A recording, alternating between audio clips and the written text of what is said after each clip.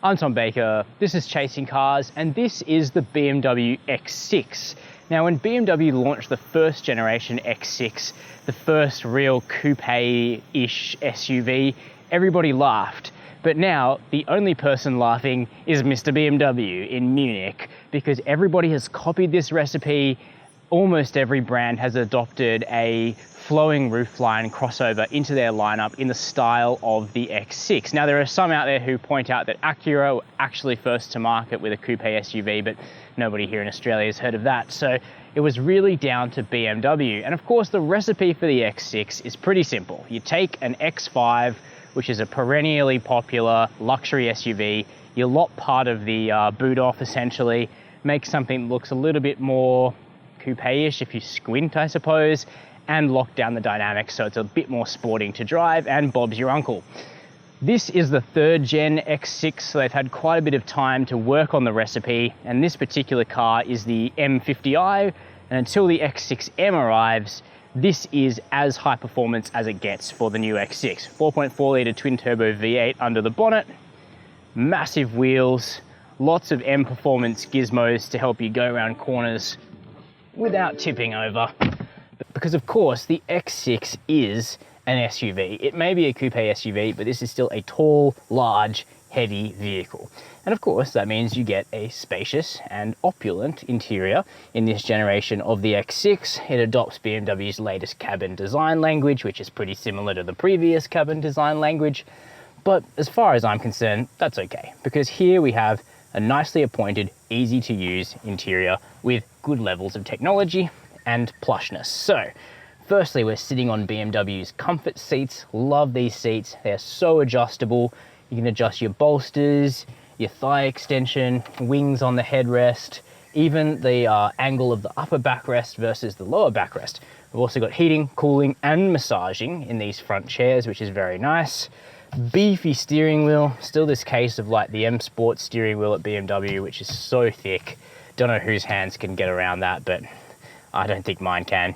And then we have two big screens ahead of you. So big 12-incher here in the center, which has your navigation, your digital radio, your Apple CarPlay, which is wireless, no Android Auto though.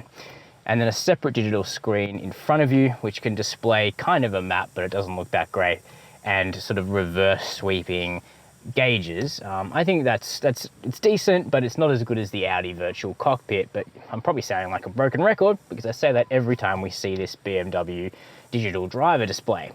Now, in this particular car, we have a very conservative interior color choice, so black on the comfort seats, and then the tripper snipper aluminium trim here on the dash, which I find a bit of a optical illusion, but you can get different aluminium or woods or piano black or whatever you want really. And then on the seats, you can get cognac tan, you can get white, you can get beige. You don't have to go black. And in a hot country like this, I wish BMW hadn't. But what I do like is in this car, in the M50i level, you have leather on the dash, you have it on the door tops, here on the armrest, so it actually feels properly expensive, which is good because it costs $156,000.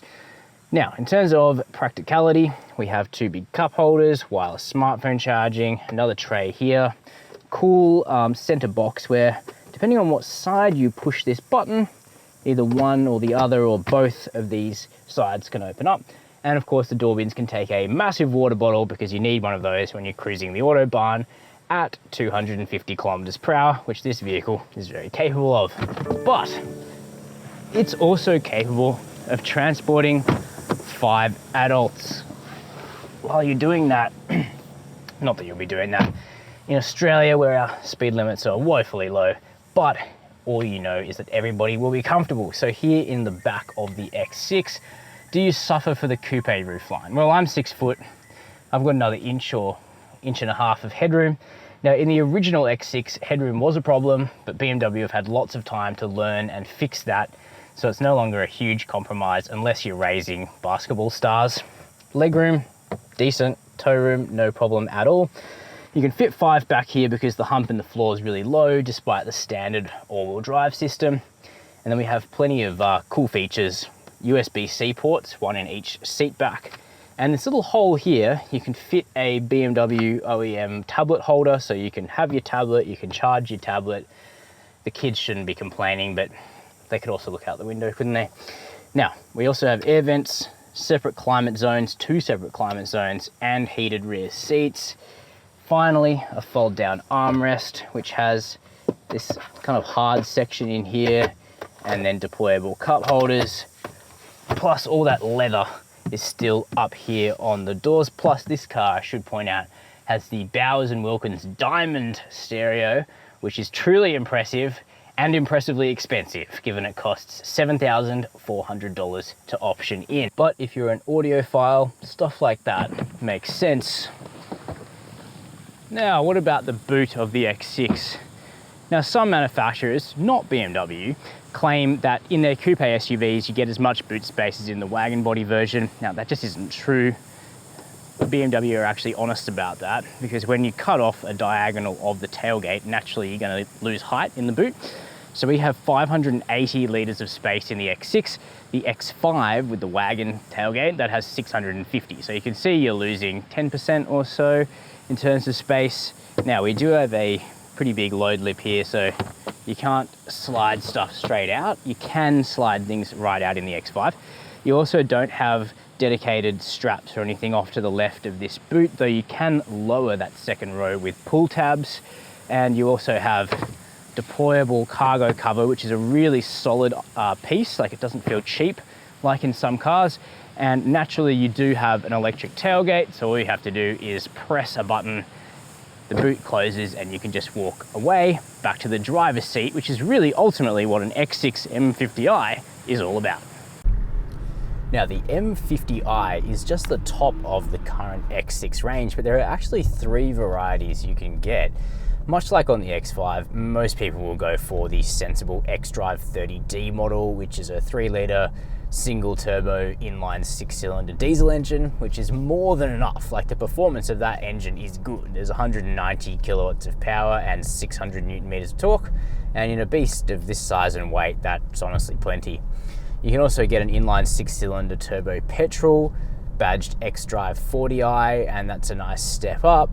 And then there's of course the M50i, which is this version here.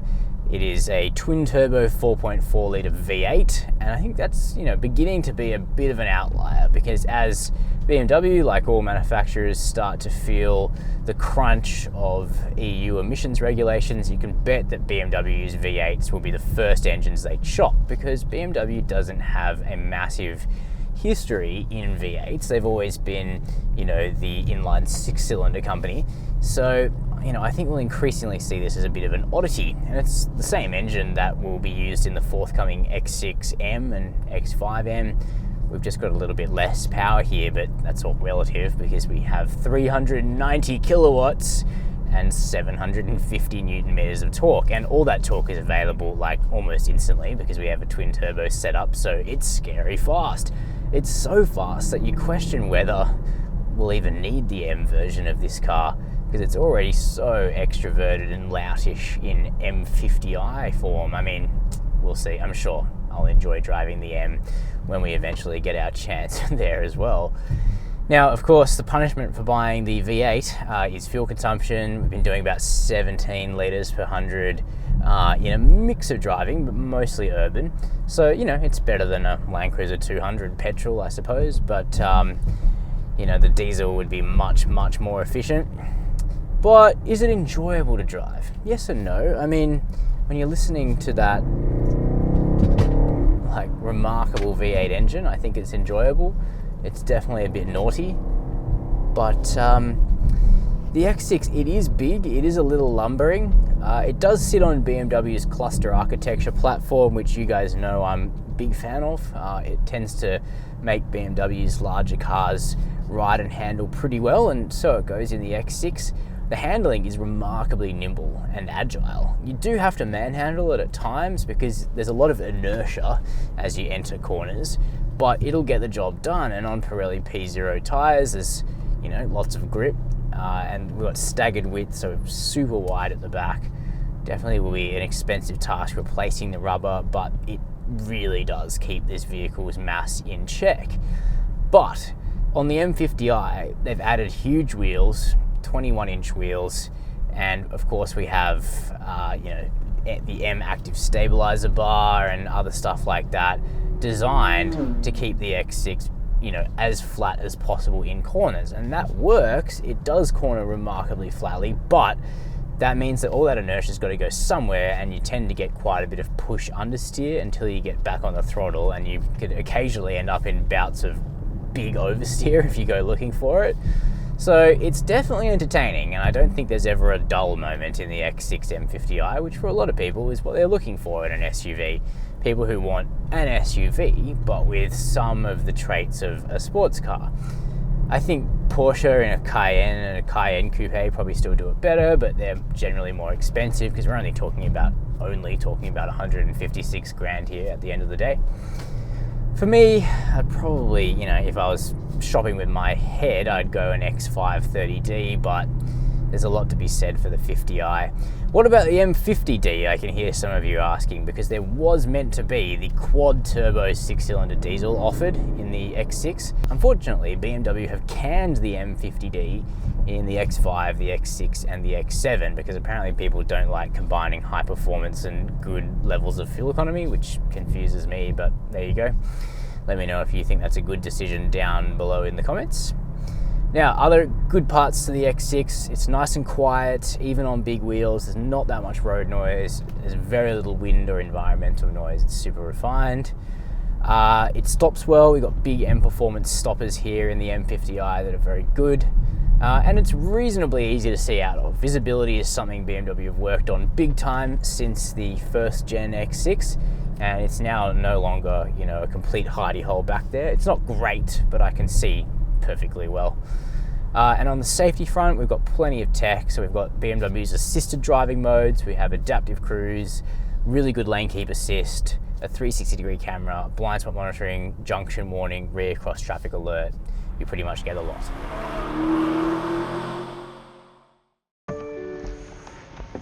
So, having parked well and truly like a BMW X6 driver, those are our detailed impressions on this, the third generation of BMW's hallmark coupe SUV. So, is it a car I'd own? Not really, because I like the practicality of the wagon-based SUVs like the BMW X5. But that said, I totally understand the appeal of a version that looks sportier, looks a little bit more indulgent, and of course has slightly better driving dynamics on a good road. It does make sense, and the fact that hundreds of thousands of people have purchased X6s backs up that fact. Now, let me know what you think about the BMW X6 down in the comments. While you're down there, make sure to hit subscribe and the notification bell so you never miss any of our full-length uploads. And as always, thanks for watching Chasing Cars.